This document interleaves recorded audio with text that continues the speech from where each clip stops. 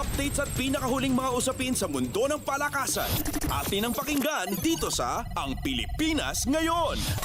Nakuha nina Junmar Fajardo at Ronde Hollis Jefferson ang mga Top Individual Award para sa PBA Season 49 Governor's Cup na ginanap sa Smart Araneta Coliseum.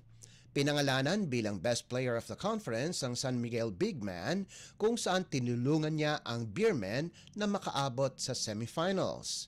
Naungusan ni Fajardo ang kanyang teammate na si CJ Perez, ang tambalang Hinebra na sina Japeth Aguilar at Scotty Thompson, Robert Bullock ng NLEX at Arvin Tolentino ng Northport para kunin ang kanyang ika-11 Best Player of the Conference Award.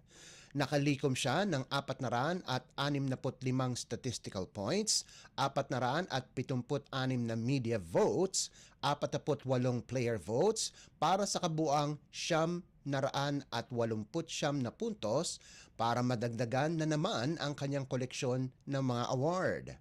Samantala, ang reinforcement na si Hollis Jefferson ay kinilala bilang Best Import kung saan pinangunahan niya ang Token Tex na kasalukuyang kinakalaban ang Hinebra para sa kanilang Best of 7 finals.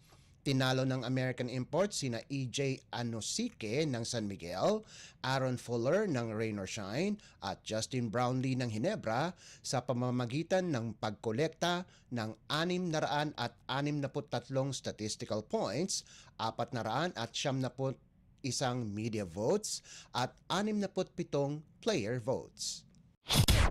Updates at pinakahuling mga usapin sa mundo ng palakasan.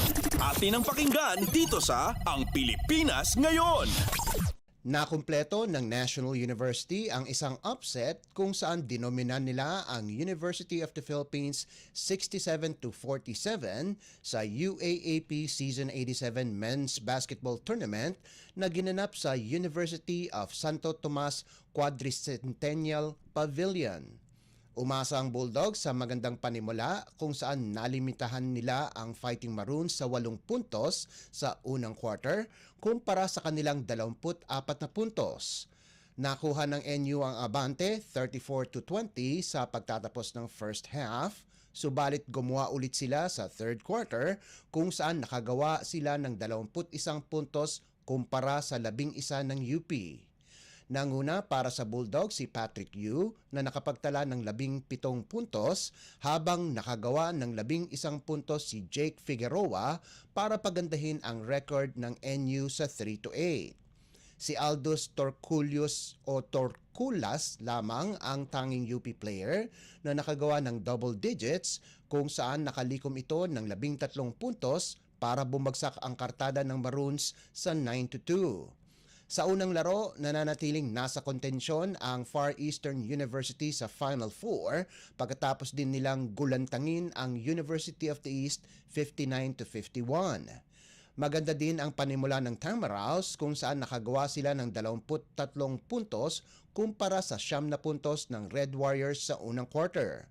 Ipinakita ni rookie VJ Pre ang kanyang galing kung saan pinangunahan niya ang Tamaraws sa nagawa nitong 20 puntos, 8 rebounds at 1 tapal habang nag-ambak si Joric Bautista ng 12 puntos para mapaganda ng FEU ang kanilang kartada sa 4-7.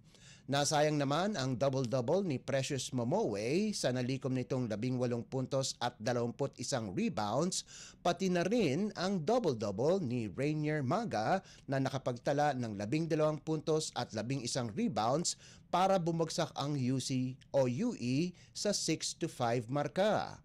Dahil sa panalo ng FEU sa UE, nakuha ng nangungunang De La Salle University ang isang twice-to-beat advantage sa Final Four. Updates at pinakahuling mga usapin sa mundo ng palakasan. Atin ang pakinggan dito sa Ang Pilipinas Ngayon. Nagpapakita ng gilas sina AJ Edu at Kai Soto sa Japan at walang iba kundi ang mga namumuno ng Gilas Pilipinas ang tuwang-tuwa sa mga developments ng mga atletang ito. Ang dalawang matatangkad na players ay bumubuo ng frontline ng national team at sila ang mga nangunguna sa blocking department sa B-League kung saan nangunguna si Edu na may average na 1.7 kada laro para sa Nagasaki, habang si Soto naman ay pumapangalawa na may 1.4 na tapal kada laro para sa Koshigaya. Sinabi ni assistant coach at team manager Richard Del Rosario na excited na silang bumalik ang dalawang manlalaro dahil marami ang posibilidad para kay AJ at Kai. Nakatakdang bumalik sina Edu at Soto para sa kanilang responsibilidad sa national team bago matapos ang buwan ng Nobyembre, kung saan magsisilbing host ang Gilas laban sa New Zealand sa second window ng FIBA Asia Cup qualifiers na gaganapin sa Mall of Asia Arena sa Pasay City.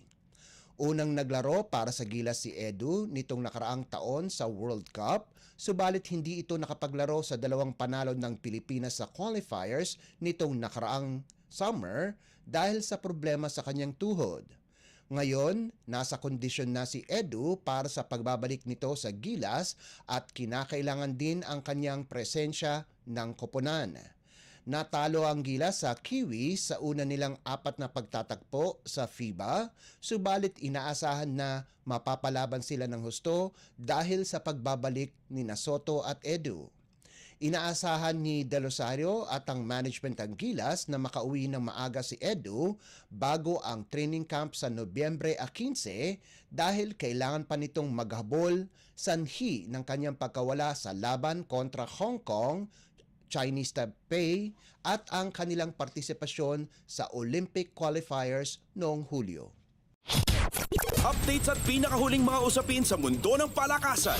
Atin ang pakinggan dito sa Ang Pilipinas Ngayon. At yan ang pinakahuling balita sa larangan ng palakasan. Para sa Radyo Pilipinas World Service, ito po si Leo Magpayo. Magandang araw. Updates at pinakahuling mga usapin sa mundo ng palakasan. Atin ang pakinggan dito sa Ang Pilipinas Ngayon.